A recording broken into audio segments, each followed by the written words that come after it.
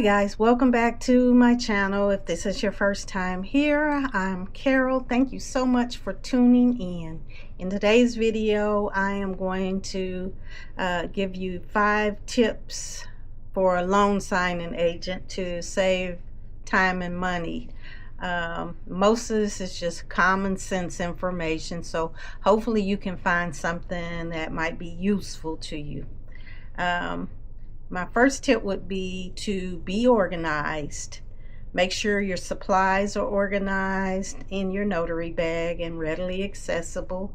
It just looks unprofessional to show up to a signing and you're rummaging through your bag to try to find a certain color pen because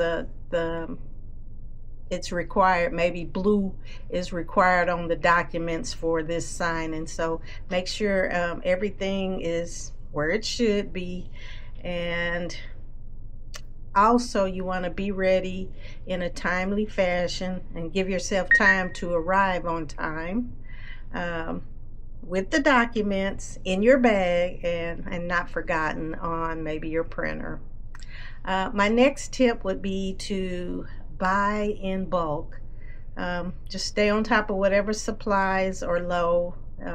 Buy your paper, your pens, your folders, etc. in bulk to save cost over time.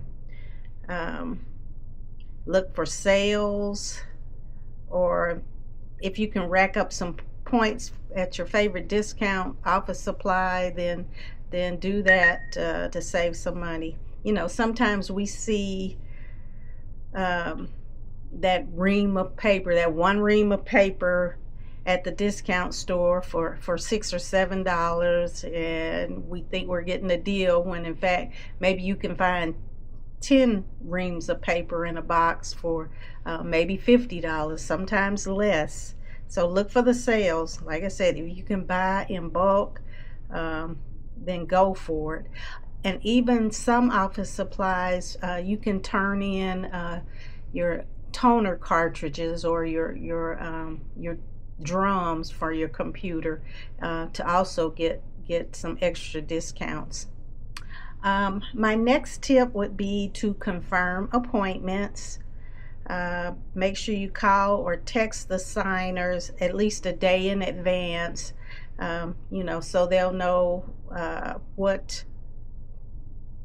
Well, you want to confirm, you know, the time, whatever IDs they might need, location, because even though 95% of my signings are at the signer's home, there are some people that want to meet up at a local library or Starbucks or something. So make sure you have the correct address. Also, if the signer lives in a gated community, make sure you have that gate code, because you don't want to be that person that's waiting for a resident to come through, so you can kind of swoop in behind them. That's just kind of creepy. So, and not saying that I've never done that. Yes, I am guilty a time or two of having done that, but like I said, it's kind of creepy. Don't do that. Try to avoid that. My next tip would be to, but also sometimes a signing service, they have their own rules. They want you to confirm the appointment immediately, and if it's at a good time, you know, not you know, maybe you just saw that you decided to call at midnight, make sure it's an appropriate time. You know, if you're working through a signing service, you want to follow their rules. So my next would be use tax deductions. Keep records of your mileage, the supplies you purchased, any equipment you purchased for the business, or if you've taken any online courses that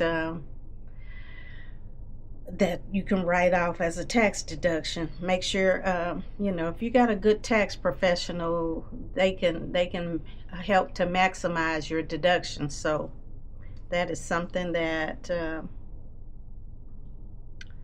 that you want to do. If you don't have a tax professional, get a referral from a trusted friend or family member. I know there are some people that know the tax laws, and they maybe go online and use a service like TaxAct or TurboTax or something, and they can do their own, and that's great if you're able to do that, because that's going to save you even more money. I know that they have people that you can ask questions that work for the companies usually, to help you understand what you're doing. But anyway, my fifth tip would be to evaluate the sign-in services.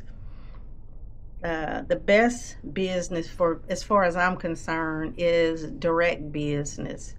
And if you can get that, then do as much of that as you can, because you're going to get all the money if you're working directly with a title company or something. Usually they give you all the money, and you usually get a check the same day, whereas it might take a couple of weeks or to 30 days with the sign-in service. And another thing if you're what you want to do is just find the sign-in service that's going to pay you the most.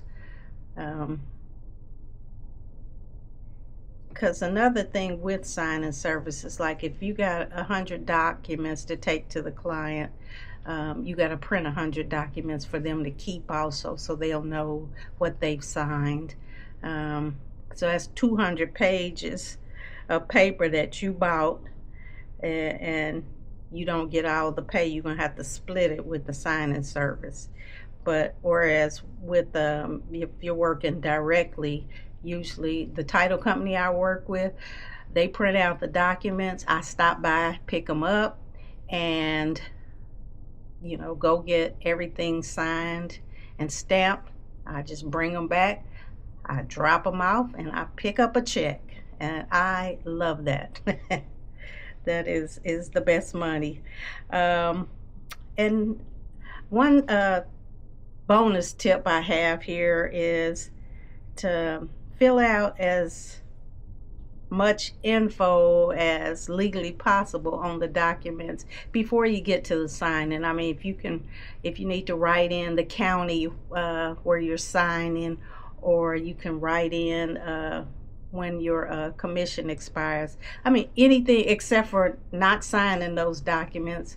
You want to wait, of course, and I know you know that. Wait to sign the documents when you see the signer signing. That is it for this video, short and sweet. If you like my content, please subscribe, like, comment, share. And I sincerely hope that you will come and see me in my next video. Thank you. Bye-bye.